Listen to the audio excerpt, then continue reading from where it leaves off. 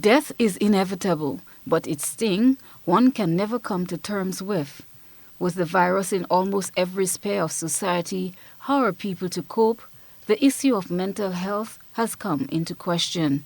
Clinical psychologist Dr. Augustine Panchu had some suggestions. We're now at the stage where we are starting to grieve. We have lost 46 people to COVID. It is a time for our nation to grieve. These are 46 families. Families in Grenada are usually very large families. And as a result, you can multiply 46 times a lot of numbers. We are at a stage where we have to engage in a lot of hopeful, positive thinking. And Blossom, I submit this morning, a lot of prayers. According to him, it is normal for people to feel sad, stressed, confused, scared or angry during a crisis. Some, he says, will appear to be okay, when in fact, deep down inside, they are hurting.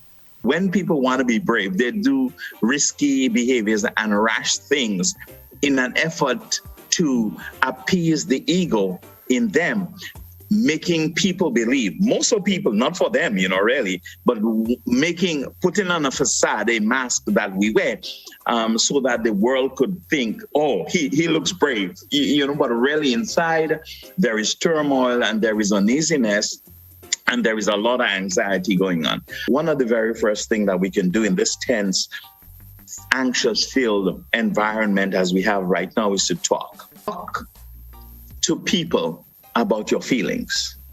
As families grieve the loss of loved ones, this takes a toll on colleagues in workplaces and other institutions, as associates also share their emotional pain. This has become even more acute this past week as the Royal Grenada Police Force lost one of its long-serving members and a junior officer to COVID-19. Media colleagues lost their radio soldier with a golden voice in the person of Mikey P.